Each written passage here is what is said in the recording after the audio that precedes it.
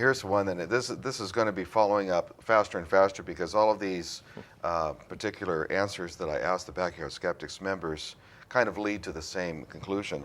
We know we live in a natural world with no supernatural humans, with no supernatural powers, and a supernatural or supernatural deity that has direct control over us and perform feats outside the laws of physics. And you talked about that earlier, about that most believers think that God is transcendent. How can God be affecting us in our world if he doesn't consist of matter? Right, if he's outside our universe and not of material origin. Take responsibility for our own actions and not blame it on some invisible man in the sky. Now that's a little cheap shot to anybody who believes that there's an invisible man in the sky. But if there is an invisible man in the sky, specifically, where is that deity? Where is the deity? Do they exist only in our bodies? Do they exist in nature around us? Or, in my humble opinion, does it exist only in one's mind? Yeah, well, you know, what irks me is this: why would he just appear to some people and not to other people? You know, why wouldn't he appear to the guy that's out there butchering people and say, well, I think you better stop this? Instead, he appears to some minister or somebody that's, you know, unknown entity, or some mediocre person or peasant or what have you, like, because they're a peasant, that makes them something special in the eyes of God.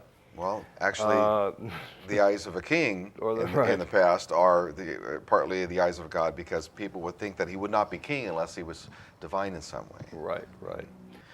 Here's another one. To know that we are here on earth for our lifetime and know that this is the only chance we get to get it right. There's no afterlife, no souls that leave our body. And I want to touch on the idea of souls for a moment, because if people say, well, those atheists, they're soulless. We have to define what the soul is, because the soul is related to morals in that particular sentence. They're soulless. We believe that everybody is soulless, because the soul is a superstitious belief that enters our body on conception. To me, that is so silly.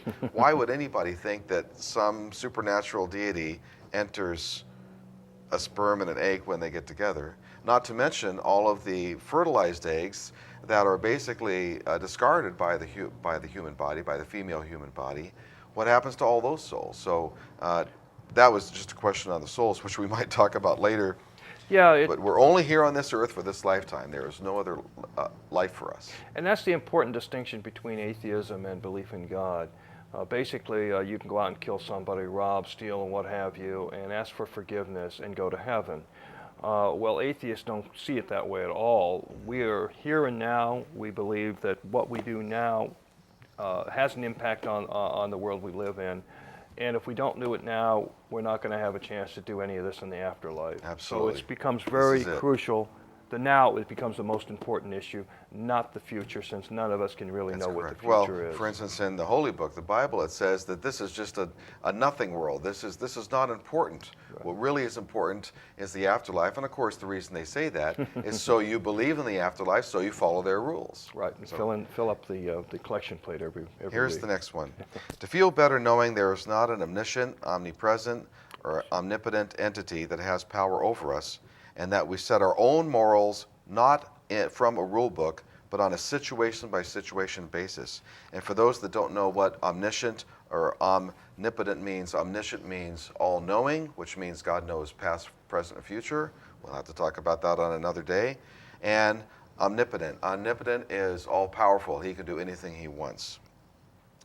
And the basic thing here is that we don't believe in something that can't be proven, and we also believe that our morals are decided on a situation-by-situation basis. You cannot have an absolute rule for not lying, cheating, or stealing. If it's to protect your family, anybody would be doing any of those things.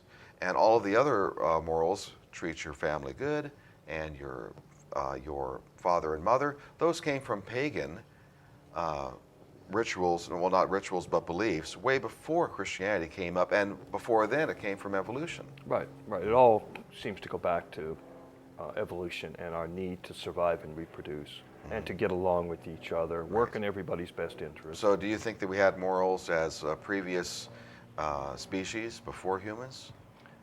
I think there were 13 or 14 species that died out, and actually Homo sapiens almost died out as well. But You mean you're before talking that. about Neanderthals? That's right. Okay. Of course they did. They lived in tribes. They were hunter-gatherers for the most part. And yes, they had to work together to survive. They were, and plus it was most of those little groups were family groups anyways. And of course, you're not going to kill off the people that are going to help provide food for your and protection for your little band. So you know you're going to be forced to develop a system of morality, like it or not. Well, you're going to do that, or your species. Or you're going to die off, Yeah, you're right? gonna And die so, off, of course, in many cases, a lot of these species did die off for but what not reason? because of immoral reasons. Not because of moral reasons, Right, for no. more natural reasons. Right, correct. Right, the Ice Age came in. They had a disease, maybe. Right, and lack of food was available after the Ice Age, you know, after the big meteor hit in Mexico and covered the earth with, you know, affected Well, that the was ability of plants. And, right. Well, that was mammals, of course, but Right, bipedal Right. mammals. Here's a good one. Atheism and skepticism raises the consciousness of individuals and lets them explore their natural world without any delusions or myths or superstitions. Now, I think that is the crux of this entire show, because we want to let people know that there's more in life, in this life, by thinking about your surroundings and not necessarily believing what you're told, even by us. Don't believe us. Research it for yourself. If you're a Christian, I respect you much more if you research both sides than not even just going to an atheistic book or reading God is Not Great by Hitchens or The God Delusion by Dawkins. Well, you know, what inspires me every day is when I walk out front, I look around me and I have this deep sense of awe and wonder about the universe and all these questions I'm left with that needs answers. And this motivates people. You know, we tend to be an answer-seeking society. We want to know how things work. At least most of us do. Some people don't care. They just want to go pray to their God and not let God worry about it, and the heck with it on their part. I absolutely agree. Yeah. The idea that awe and wonder doesn't have to include a God.